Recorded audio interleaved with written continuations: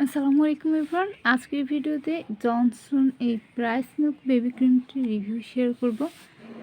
শীতকাল আসলেই আমাদের চিন্তা বেড়ে যায় যে বাবুর ত্বকের জন্য কোনটা ব্যবহার করব, কোনটা দিলে ওদের ত্বক স্কিনটা একটু ভালো থাকবে এবং ময়শ্চারাইজার কোনটাই ব্যবহার করব যেন বেবিদের ত্বকটা সফট থাকে, ইত্যাদি ইত্যাদি ইত্যাদি। আর অনেকে শিশু তো আছে যাদের অনেক বেশি অ্যালার্জেটিক প্রবলেম আছে, তাদের জন্য এসব প্রোডাক্ট চুজ করতে অনেক সমস্যা হয়ে থাকে। তো আমি কয়েকটা প্রোডাক্ট পারচেস করেছিলাম। এটা হচ্ছে জনসন মিল্ক রাইস ক্রিম। তো আমি প্রথমে বলি, এটা যেহেতু বাংলাদেশি প্রোডাক্ট মানে আমরা মনে করি সেটা হচ্ছে খারাপ। তো খারাপ বা ভালো তার আগে বলতে হবে যে প্রোডাক্টই হোক না কেন সেটা অর্গানিক আসল কিনা, ঠিক আছে, অরিজিনাল কিনা। যদি ফেক হয় তাহলে তো সমস্যা। এই প্রোডাক্টটা দেখুন, এই যে এই জায়গাগুলো কিন্তু দেখুন একটু একটু প্রবলেম আছে। যখন কিনবেন দোকান থেকে এগুলোই খেয়াল করবেন যে এই সাপটা সুন্দরভাবে আছে কিনা, না একটু ঝাপসা কোয়ালিটির, ঠিক আছে। তো আমি এটা নিয়েছি, কিন্তু এটা আমার কাছে মনে হয়েছে এটা ফেক প্রোডাক্ট, ঠিক আছে। অরিজিনালটাও অনেকটাও ভিতরে এরকমই, তবে এর মোড়কটা কিন্তু তফাৎ আছে। মোড়কটা দেখতেও সেম, কিন্তু কিছু কিছু জায়গায় দেখুন। আর এর স্মেলটা কিন্তু খুব বেশি না, যাই হোক ভালোই। এটা আমি একটু স্কিনে অ্যাপ্লাই করে দেখাই। মিক্সড হয়ে যায়, ঠিক আছে, মিক্সড হয়ে যায়, কিন্তু খুব বেশি সময় এটা আর্দ্রতা ধরে রাখতে পারে না।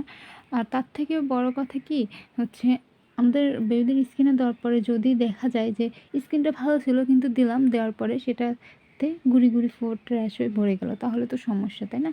তো আমি বলবো যে সকল বেবিদের হচ্ছে অ্যালার্জেটিক প্রবলেম আগে থেকেই আছে, তারা একটু দেখে শুনে কিনবেন।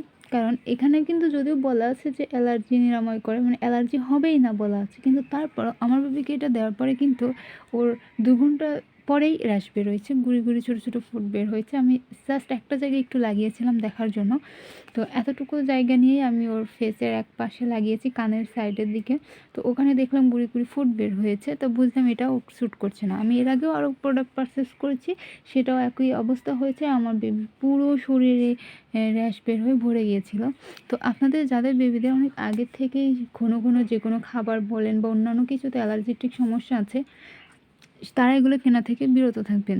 আপনারা এমন প্রোডাক্ট চুজ করবেন যেটা দেখবেন স্মেলটা অনেক কম বা স্মেল নেই বললেই চলে, ঠিক আছে। প্রোডাক্টটা নেওয়ার পরে এগুলো দেখুন, আর একটা জিনিসটা ভালো লাগেনি, এই যে মুখটা খুব ইজিলি যে কেউ কিন্তু খুলতে পারবে।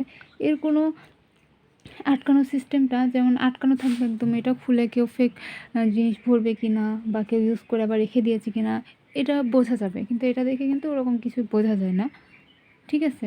যার জন্য এই প্রোডাক্টটা দামে কম হলেও এটা বেবিকে দেওয়ার পরে আমি আশারূপ ফল তো পাইনি, বরং একবার ইউজ করার পরে বললাম অ্যালার্জেটিক প্রবলেম হয়েছে। এখন জ্বালাপোড়া করেছে কিনা ওরা তো ছোটো, বলতে পারবে না।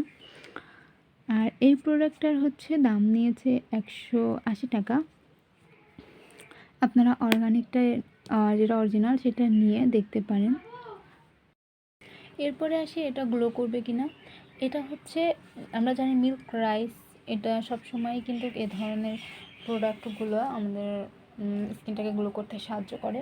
তো জনসনের আরও একটি কিন্তু ক্রিম আছে, ঠিক আছে, ওটা যেমন সফট রাখবে অনেক সময়। এটা হচ্ছে আপনার বেবি যদি গ্লোর জন্য নিতেছেন তাহলে এটা নেবেন। আর যাদের বেবি অ্যালার্জেটিক প্রবলেম নেই তারা কিন্তু এগুলো ইউজ করতে পারেন নিশ্চিন্তে। তবে দেখবেন যে সেটা অরিজিনাল প্রোডাক্ট কিনা, ঠিক আছে, একটু দেখে শুনে, যেহেতু বাচ্চা। আর চেষ্টা করবেন একটা ভালো শপ থেকে কিনা, যেগুলো হচ্ছে নামি দামি কসমেটিক একটু বড়, ঠিক আছে, ওই সব দোকান থেকে। তাহলে ওরা তো ভালো জায়গা থেকেই যে কোনো প্রোডাক্ট পারচেস করে থাকে, তারপরে সেল করে, তাই না?